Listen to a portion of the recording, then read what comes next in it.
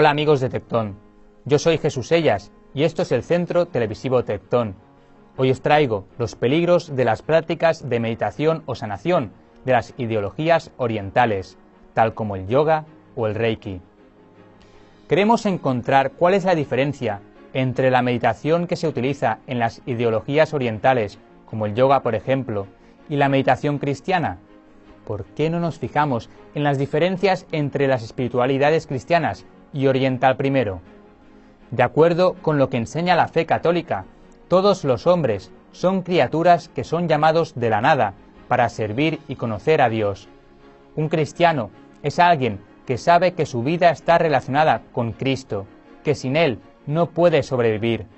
Toda la vida del cristiano se ha reconstruido en Cristo, porque en esencia Él vive en Cristo, si Él está en estado de gracia, es decir, no en el estado de pecado mortal.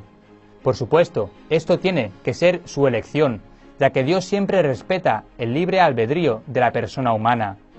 Las religiones orientales, en cambio, buscan a Dios como si Él fuera una parte del universo, en lugar de haberlo creado. Creen que toda la realidad es una, así que Dios es solo una parte de una realidad, al igual que el hombre. Ellos creen que tienen que ir más allá del mundo real, con el fin de llegar al mundo espiritual que está debajo de él. Ellos creen que Dios es solo un estado del ser, un estado de ánimo, si se quiere decir. Para los cristianos, sin embargo, Dios es real, y toda la creación solo existe para servirlo a Él, porque Él así lo quiso. En el pensamiento cristiano, el mundo y todo lo que hay en él existe por la benevolencia del amor de Dios, de su amor de Padre para con nosotros. En Oriente son necesarios medios humanos para ir hacia Dios, con el objetivo de lograr un estado alterado de conciencia, mientras que un cristiano busca hablar y relacionarse con Dios. En esta interacción con Dios, un cristiano aspira a lograr una participación de la naturaleza divina, como vemos en la segunda de Pedro 1:4.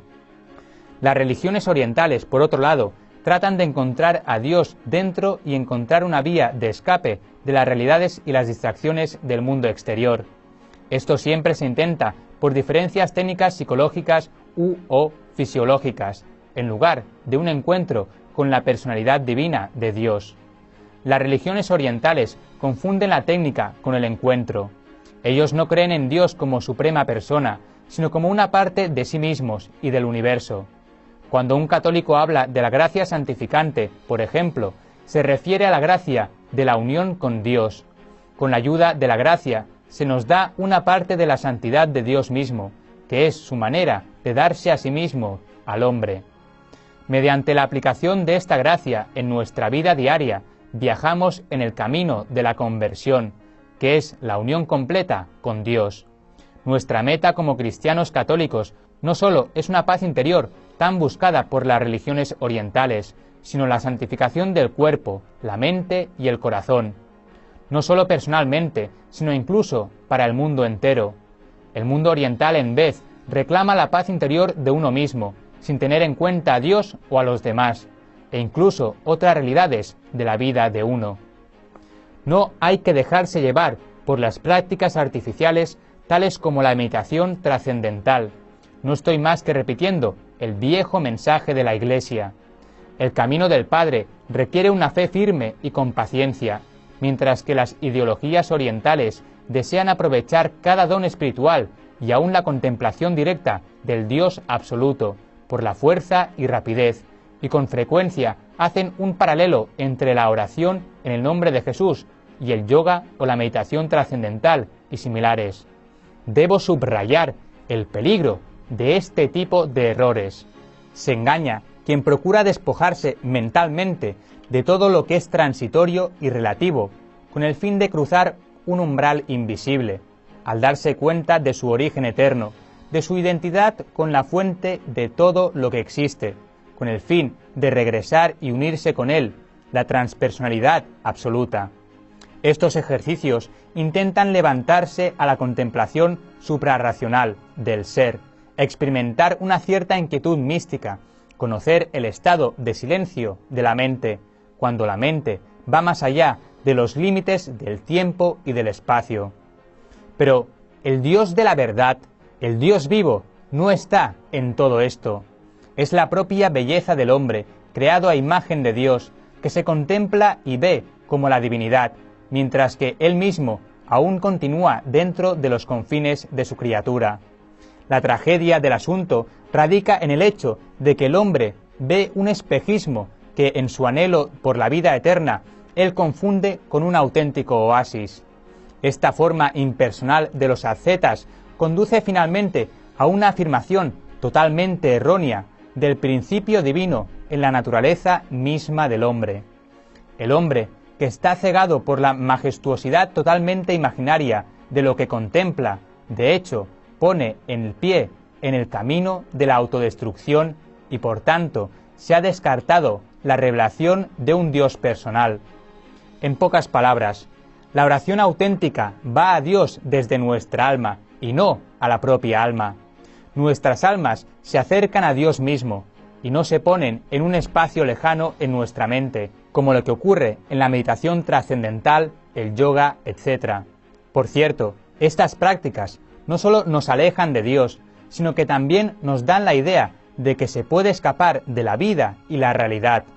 La enseñanza cristiana es todo lo contrario, porque nos enseña a poner primero nuestra fe en Dios, y entonces le permitimos que nos ayude a llevar nuestra cruz. Por otro lado, también están los peligros del Reiki. Los advierten sacerdotes, la Red Iberoamericana de Estudios de las Sectas, RIES, y autoridades de la Iglesia. La afirmación de que el Reiki es incompatible con la fe cristiana y te deja vulnerable se desprende de lo establecido en el Catecismo de la Iglesia y refrenado en marzo del 2009 mediante un documento específico sobre el Reiki, difundido por los obispos de Estados Unidos, entre otros aportes. La curación por el uso de energía tiene una antigüedad milenaria en Asia, pero el Reiki surgió a principios del siglo XIX, con Mikao Isui, decano de una pequeña universidad en Kioto, Japón. Un maestro con carisma de gurú, quien se dice tuvo visiones místicas y creó este nuevo sistema que, proponiendo ser curativo, no es sólo una técnica, sino un camino espiritual, informa una de sus publicaciones de abril de 2009, la Red Iberoamericana de Estudios de las Sectas, RIES. Por lo tanto, la verdad sin rodeos, señala el informe de RIES, es que la cosmovisión del Reiki es incompatible con la fe cristiana, no sólo porque defiende la creencia en el dualismo cósmico, de origen taoísta asentado en la teoría de los opuestos, yin-yang, sino porque también reduce a Dios a una energía que sólo puede canalizar si uno se concentra y aprende las técnicas para ello. Las afirmaciones de RIES se apoyan en los números 1507, 1508 y 1509 del Catecismo de la Iglesia Católica, donde se establece que la curación, mediada por la oración o la acción sacramental, es posible sólo por la gracia divina, tal como también se desprende al leer diversos pasajes sobre esta realidad en el Evangelio.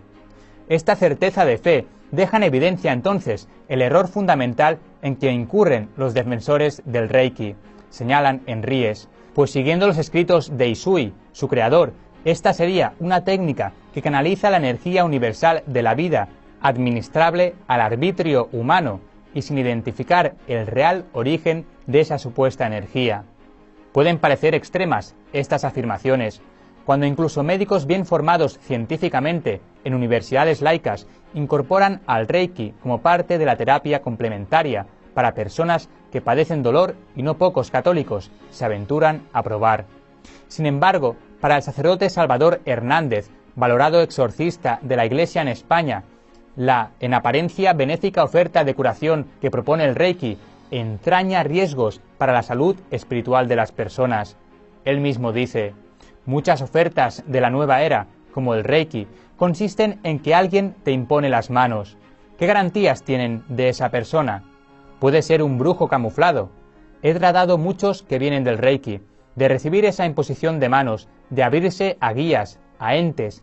Es como el espiritismo, es abrir una puerta a los espíritus malignos. También pueden darse en pseudo-meditaciones trascendentales como el yoga. La Conferencia Episcopal de Estados Unidos ya explicó que el Reiki y otras técnicas de la nueva era no son eficaces según la comunidad científica, ni tienen rigor. Pertenecen al mundo de la superstición, pero yo he visto varios casos de demonios introducidos por Reiki o por invocaciones. Por último, la postura de la Iglesia sobre el Reiki fue abiertamente zanjada en una dolorosa situación, cuando el 11 de mayo del año 2011, la Congregación para la Doctrina de la Fe ordenó que se emitiese un decreto penal contra el hoy ex sacerdote Gumersindo Meiriño, por difundir la denominada terapia Reiki crístico. En conclusión, si nos consideramos verdaderos católicos, nunca deberíamos jugar con estas prácticas orientales para no caer en todos los peligros ocultos que entrañan. El yoga y el Reiki son las prácticas más difundidas, pero hay muchas más que no hay que dejar pasar por alto. Cristo mismo nos lo dijo: si os mantenéis en mi palabra, seréis verdaderamente mis discípulos, y conoceréis la verdad, y la verdad os hará libres. Evangelio de San Juan, capítulo 8, versículos 31 y 32. Y hasta aquí los peligros de las prácticas de meditación o sanación de las ideologías orientales, tales como el yoga o el Reiki. Si te ha gustado este vídeo, por favor, dale a like y compártelo, y suscríbete si no lo estás. Muchas gracias y que Dios te bendiga.